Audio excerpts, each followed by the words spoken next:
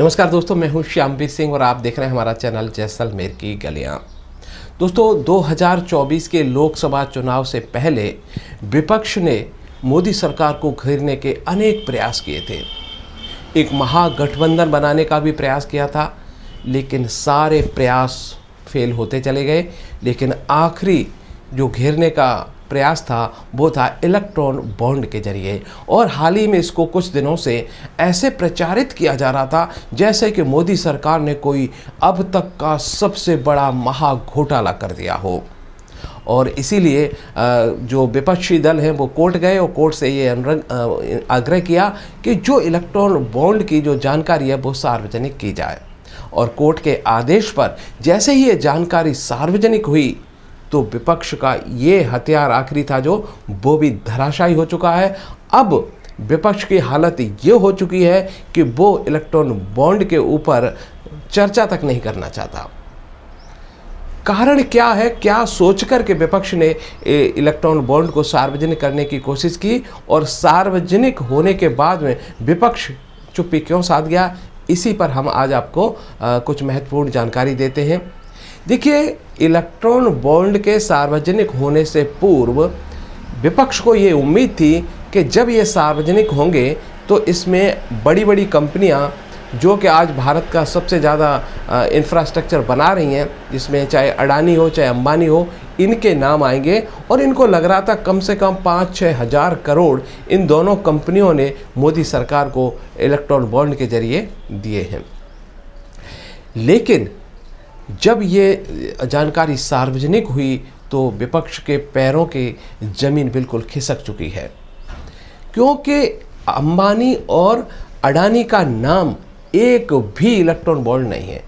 मतलब इनका नाम ही नहीं है लिस्ट में, इन्होंने कोई चंदा नहीं दिया है। और यहीं से विपक्ष की सारी जो रणनीति थी वो समाप्त हो चुकी है। अब जिन कंपनियों के जो नाम आए वो ऐसे ऐसे नाम हैं कि शायद हमारे देश के अधिकांश नागरिक उन कंपनियों के बारे में कभी सुना ही नहीं होगा। कभी ऐसी कंपनियों के नाम आए जिन्होंने सबसे ज़्यादा इलेक्ट्रॉन बॉन्ड खरीदे हैं। और सबसे ऊपर नाम आता है future gaming and hotels private limited का, जो कि नॉर्थ ईस्ट और साउथ के अंदर है। और इसका जो मालिक है वो है सैंटियागो मार्टिन। और इसके बारे में कहा जाता है कि ये पहले बर्मा में रहा करता था और फिर भारत में आकर के अपनी ये लॉटरी वगैरह का बिजनेस शुरू किया। और इसने सबसे ज़्यादा 1368 करोड़ के इलेक्ट्रॉन बॉन्ड इसने खरीदे। और अब जो नॉर्थ ईस्ट में तो पता ही आपको किसके ज़्यादा किसको दिए होंगे, ये कोई बड़ी बात नहीं है। और दूसरे नंबर पे जो आती है कंपनी वो आती है मेगा इंजीनियरिंग। शायद इसका नाम भी ज़्यादा लोग नहीं जानते होंगे और इसने भी दूसरे नंबर पे है। तीसरे नंबर पे ऐसी मतलब छोटी मोटी कंपनियां, फिर 100-200 करोड़ की तो बहुत सारी कंपनियां हैं। कुल मिला के अगर हम टोटल की बात करें तो सबसे ज़्यादा बीजेपी को मिला है इलेक्ट्रॉन बॉन्ड के जरिए जो पैसा मिला है, और वो करीब 1200 करोड़ के आसपास बनता है। दूसरे नंबर पे जो ममता बनर्जी की पार्टी है टीएमसी, उसको मिला है और उसका जो टोटल बनता है वो लगभग 1600 करोड़। दूसरे नंबर पे जो कांग्रेस सबसे बड़ी पार्टी थी अब तक की विपक्षी दलों में, और वो पीछे छूट चुकी है। और इसमें जो टॉप 10 कंपनियां हैं चंदा देने वाली, उनमें से 3 जो पश्चिमी बंगाल में जिनका ऑफिस है वो हैं। तो अब ममता बनर्जी की पार्टी कोई राष्ट्रीय स्तर की पार्टी नहीं है, एक ही राज्य में सरकार है, उसको 1600 करोड़ रुपए चंदा के रूप में मिलना, आप समझ सकते हो कि उस पर जो ट्रस्ट कर रही है कंपनी, तो ममता ने भी कहीं ना कहीं कुछ फ़ायदा दिया होगा। अगर ये आरोप विपक्ष बीजेपी पे लगाएगा कि बीजेपी को अगर इतना पैसा मिला है तो बीजेपी ने इन कंपनियों को कोई ना कोई फ़ायदा दिया होगा, तो यही आरोप ममता बनर्जी पर भी लगाना पड़ेगा। तीसरे नंबर पे है कांग्रेस पार्टी को लगभग 1200 करोड़ का चंदा मिला है।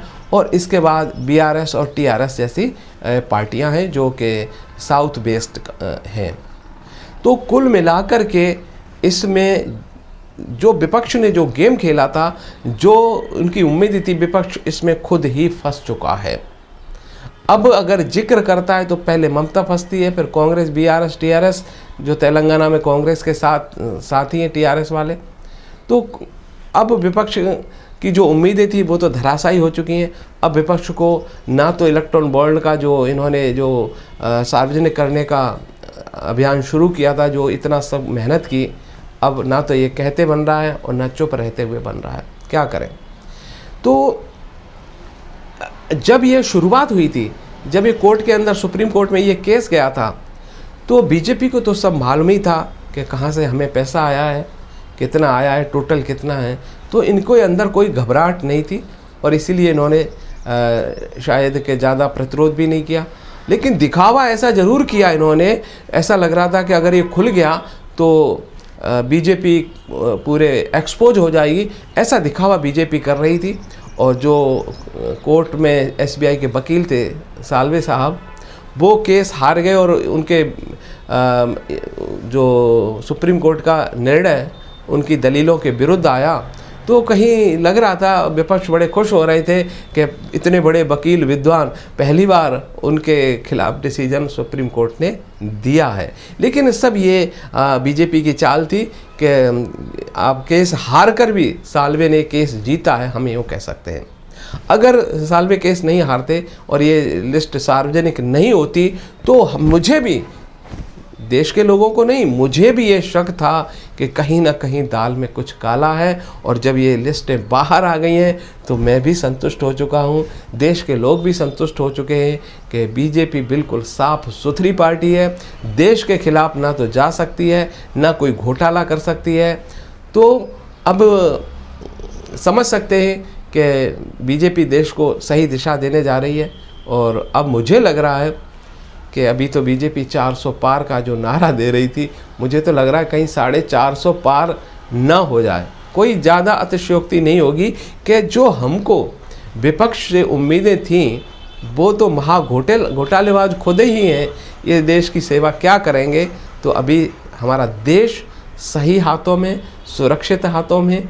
आप विश्वास रखिए, बीजेपी एक महान पार्टी है और इसके जो अभी लीडर हैं माननीय प्रधानमंत्री मोदी जी, महान व्यक्तित्व हैं।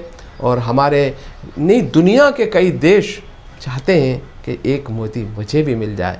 आपके पास मोदी है, उसकी कद्र कर लो। इस देश को जो ऊंचाइयां जितनी दे सकते हो, ऐसा मौका फिर दोबारा नहीं आएगा। चलिए, ज़्यादा कुछ न कहूँ तो ज़्यादा ठीक रहेगा, क्योंकि आप बहुत समझदार हो। बस सुनी सुनाई बातों पे भरोसा मत करना, अपने दिमाग का इस्तेमाल करके जब भी जाओ वोट करने तो स्वयं के विवेक का इस्तेमाल ज़रूर कर लेना। यही कहना चाहता हूँ। नमस्कार।